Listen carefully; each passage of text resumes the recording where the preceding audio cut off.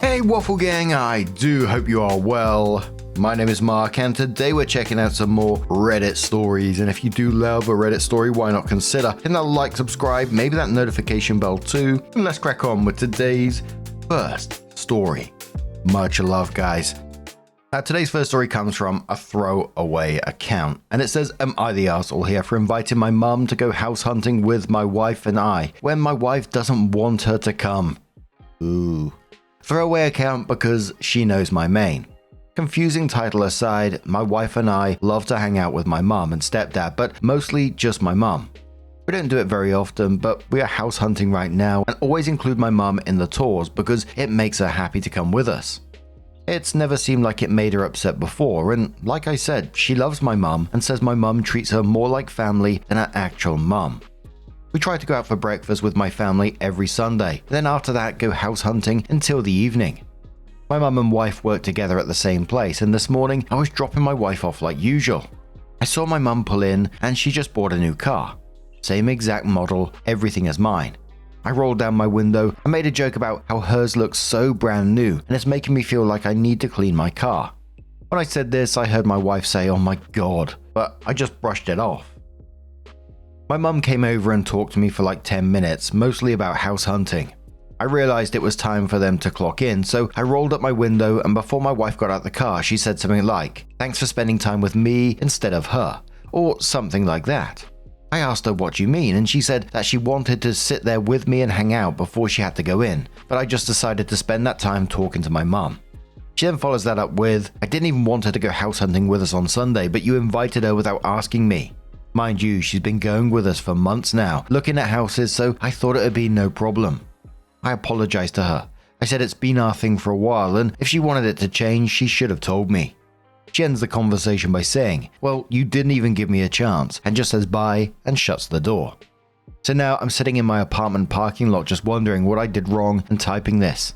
I text her a message that says, "I'm sorry, I would like to talk to you later during your lunch about our conversation we just had. Have a good day at work. Am I the arsehole for this?" Now clearly the wife isn't upset about this one particular moment, she's upset of the pattern that's happening. You know, house hunting is a huge thing, it's a personal milestone for many couples, right? But now you've got your mum in the mix who's almost like a third decision maker just by default really, giving her opinion on the houses, etc. I imagine.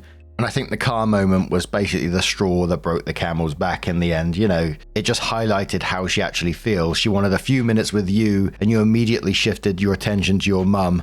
And I was thinking along the lines, you know, what you said about she should have told me. But you didn't ask either. When something affects the both of you, that I don't think the default should be, "I'll invite my mum unless you object." It should be like, "Hey, do you want this to be just an us weekend? Is it okay if mum comes along?" But a commenter asks a question. Why do you want your mother with you house hunting? Are you planning on living with her? Because you sure won't be living with your wife if you keep up that codependent behavior. You're the arsehole. OP says, it's not about codependent behavior, it's more about we have a very strong family dynamic. Family means everything to me, which includes my mum. My mum doesn't get out much, so if it makes her happy to spend time with us looking at houses, I'll love to include her. OP also replies saying, okay, I'm an arsehole, I get it. I'll take all your guys' comments into consideration and have a talk with her tonight and apologize for prioritizing my mum's needs over her needs. Thank you all for calling me out on my bullshit. It hurts but feels good to be called out for something I'm doing wrong. I'll come back and update in a few days." Commenter replies saying, "May I suggest something, friend? When you talk with your wife tonight, after apologizing, may I suggest you also ask her if there is something else you've been blind to, just in case this is a symptom of a more general problem." Hope he says I'll also bring that up. I appreciate the advice, buddy. We're still kind of newlyweds, been married for a year and a half and been together for 4 years total. I moved out of my mum's house 2 years ago and we got our first apartment together. We realized we hate renting and are qualified to buy a house, so we started looking. In a way, I guess I'm still transitioning to living on my own with just me and my wife, so I probably just missed a lot of mistakes I was doing. Thank you. Someone asks, how old is Opie and his wife? Opie says, we are both 22. We got married young. We're still high school sweethearts and I proposed to her around the time I started college. The commenter says, good on you for taking it on the chin and reflect on this. Your young ages and relatively young married time makes sense. You're both still growing into adulthood a bit and learning about each other and setting boundaries for your marriage. I would still highly recommend therapy. It can be incredibly helpful and enlightening. If you go, I would look for a family and marriage therapist. They're specially trained to deal with both the family of origin issues like your enmeshment and whatever issues your wife may have. Trust me, very few of us grew up without some kind of family wounds. So she may have her own behaviors that worked in her prior family dynamic but can be detrimental to the marriage and to help your marriage become stronger and happier. My best to you both as you navigate this. Opie says no, I completely agree. I've spoken to her about therapy and how much it can really benefit both of us. Not to put too much of her business online, but she grew up outside of the US, and to put it extremely lightly, it wasn't the best childhood experience. I'm trying to warm her up to the idea of therapy because it can be great for the both of us. I also grew up without my mum for most of my life. My mum divorced my dad and they did a co-parenting thing where she would only see me for 2 months out of the year and my dad would get the rest of the time with me. So maybe I'm just trying to make up for lost time or something. I don't know. But again, thank you for recommending therapy. I'll bring it up to her soon. The OP comes in with her first update and says small update for those who are interested. I met up with my wife for lunch and surprised her with some food I made. We drove to a secluded area of my city and I started the conversation. I told her that not only was I sorry for this morning, I'm sorry for every time I didn't talk to her about something first or didn't include her in the decision making. She's had a very bad abusive past that even affects her to this day, so she has a habit of blaming herself even when I'm clearly in the wrong. I've apologized numerous times for things I know I messed up on, and she finds a way to blame herself, which I always protest so she knows I'm the one that messed up. She tries to use this tactic and I instantly shut it down and tell her I was being an asshole and I wasn't being a good husband, you did nothing wrong. We talked for a while and I did just request a small thing from her. In the future, please tell me if something I'm doing is making you feel bad or not included, etc. She told me she will work on getting better at communication, and I told her I will too. I dropped her off at work, and when I picked her up to go home, she suggested going to see a movie. We watched Scream 7, and after the movie she told me that sometimes she does feel a little jealous of my mum and I's relationship, because my wife and ML are not even close to the same level of care for each other. I apologized that it made her feel bad and told her I would work on it. The conversation, as you imagine, had a lot more to say than just that. We vowed to be on our phones less when we were around each other, and also talked about trying to cook more because we both love cooking but just never do it. Thank you again, Reddit, for making me see that I was in the wrong. My brain was just more confused than anything, but I never saw my mum and I's level of relationship as a problem until yesterday. My wife and I have Life 360 for safety reasons. Her idea. She just started driving, so if anything happens when she's driving, I'll get an alert right away. My mum and I had one too. After much reflection, I realized at my age, 22 male, that it's getting a bit weird.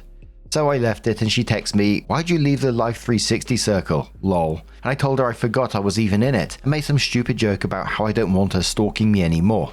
I'll work on my enmeshment with my mum. I've never even heard that word until yesterday, but after much research, I can see a link. Alright, thank you, Reddit.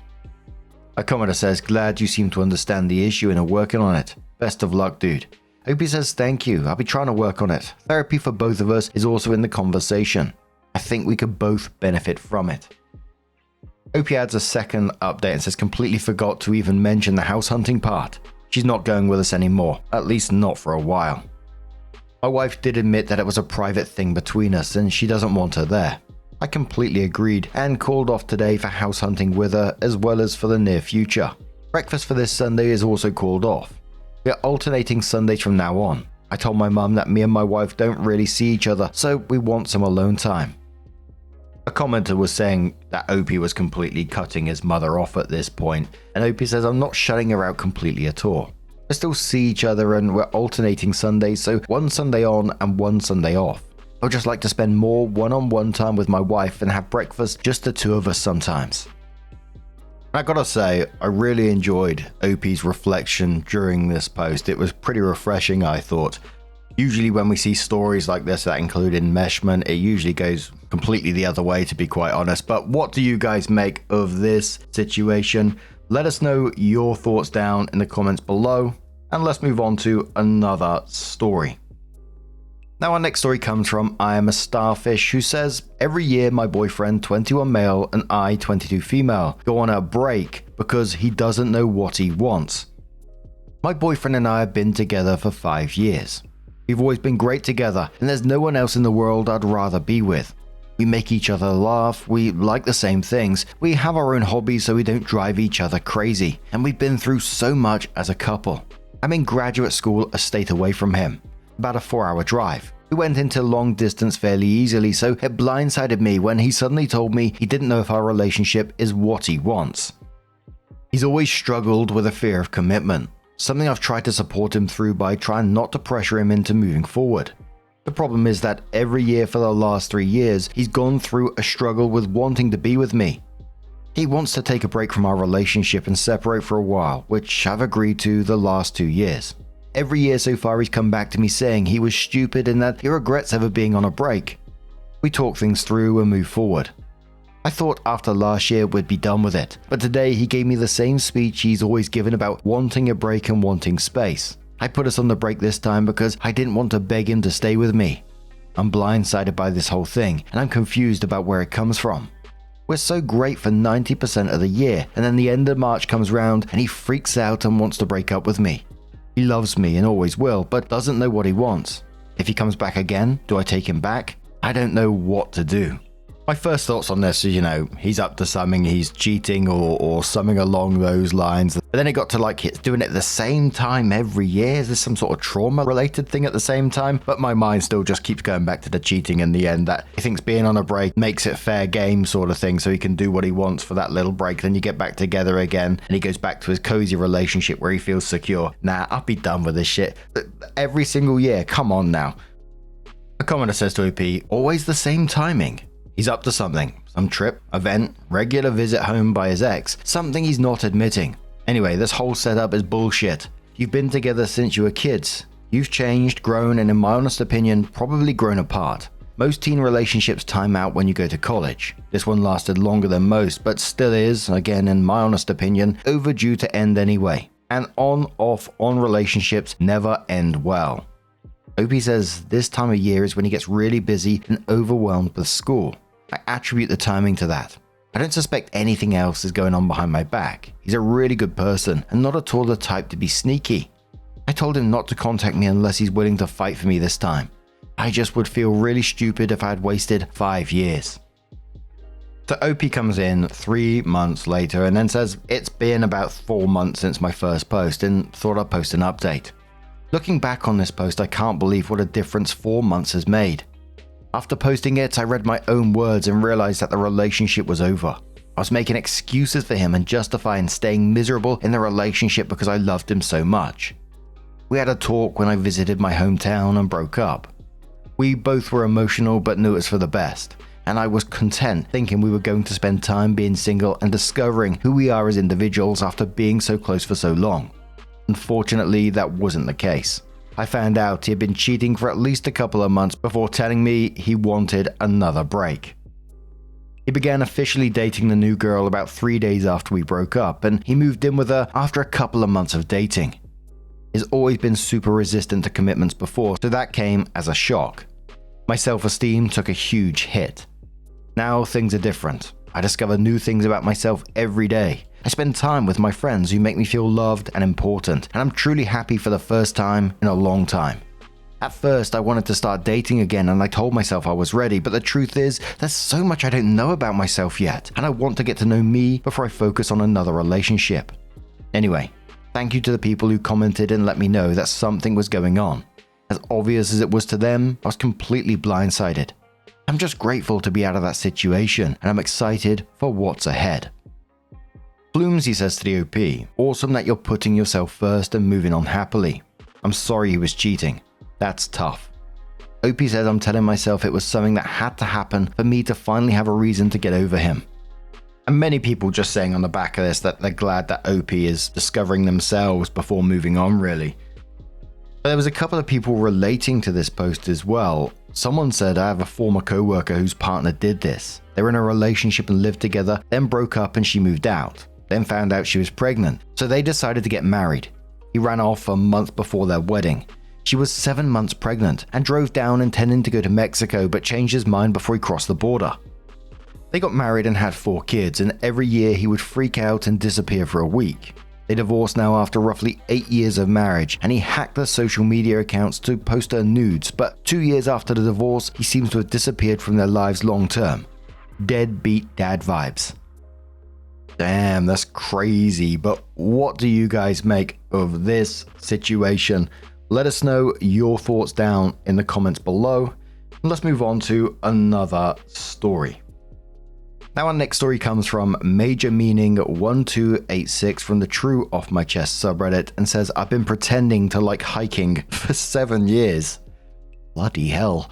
My 27 female fiance, 28 male, and I met in college. And I was pretty much head over heels immediately. We were friends for a couple of months and he's always been an active guy. So one day I decided to lie and tell him I liked hiking and offered to go with him sometime in hopes that we'd get closer with some alone time. It worked, since after some time of going on hikes together, where I was absolutely miserable the entire time, he eventually asked me out and we started dating. Our relationship has been good, no major problems ever since. The only issue is that I hate hiking. I've never been an active person, like at all. We live in a state that is very hot most of the year, so I'm completely miserable all the time on our hikes, but always go with him because it means a lot to him and I like spending time with him. Last month, he proposed to me, and ever since we've been swept up with wedding planning. He's even started talking about having kids and when we want to start trying to have a family. I feel awful that our relationship started out on a lie, and I love him with all my heart, but I just can't stand hiking. Over the years we've been together, I've tried so hard to get into it, but I still just absolutely hate the activity. The only part of it I like is the fact that we spend time together alone while on a hike. The worst part is that, now that we're getting married, I'm moving into his place, which means I can't make up an excuse as to why I can't go hiking with him anymore, since he'll know I'm not busy if I'm just hanging out at home. If there was any way I could make myself enjoy exercise, I would. Unfortunately, nothing has worked yet. At least he's making me be more active. A commenter said 7 years. That's dedication. Okay, you have two choices. The first is to just come clean. That would be ideal, and I do really think your relationship can survive it. The second is to have a bit of a personal renaissance. Get really into another hobby or working out in a gym, or make standing plans with friends. Anything that makes you seem unavailable for regular hikes. Not ideal, but it gets you out of this mess indirectly. Pick one before the wedding so he doesn't have the mistaken impression that he's marrying a lifetime hiking buddy. 7 years is long enough. The next commenter laughs and says, oh, what a tangled web. Come back and share pictures with us in 5 years when you have your 5-month-old on your back in those hiker packs and he has your toddler on his back in this pack. I'm crossing my fingers for you for the honeymoon, that you can get your dream no hiking vacation. Commenter says, what's awesome is how my wife and I both had hiking on our POF profiles when we met and later admitted we aren't super into it. Now we joke about it all the time while not hiking anywhere. And one more says, imagine if he's in another sub saying how much he hates hiking, but his new fiancé loves hiking and he's been lying for 7 years because he likes the time they spend together even though he doesn't enjoy it. The I cackled thinking about it. All that's popped into my mind is a story we read, I don't know, it must have been a couple of years back now, where they arranged, it was almost like a wedding up a mountain or something like that, but you had to basically hike to get to it. I'm just imagining him like setting this up or something and her absolutely hating it. I know it's not going to happen, but it just popped into my old noggin there. But OP came into the post 3 days later and said, nobody really asked for an update, but I figured I'd give one anyway, just so you all know your advice didn't go to waste. I went to my fiance's house when we got home from work yesterday to drop off some of my boxes of my stuff and ended up telling him. I tried not to be confrontational at all about it and just confessed that I never really liked hiking all that much and only really kept doing it so we could spend more time together, and suggested that maybe we find something else to do together regularly. Apparently, like a couple of people guessed, he already sort of knew.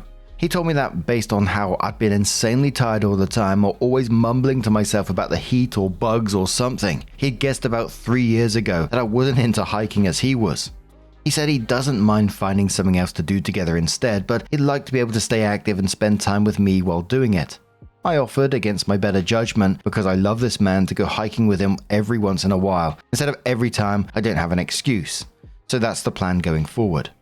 The only thing with the conversation was that he was, understandably, a bit hurt that I felt like I had to hide it from him, and that he wouldn't understand or would love me less if I didn't enjoy this one thing. Looking back, it was so completely dumb to hide something so minimal from him for so long, and I expressed that to him.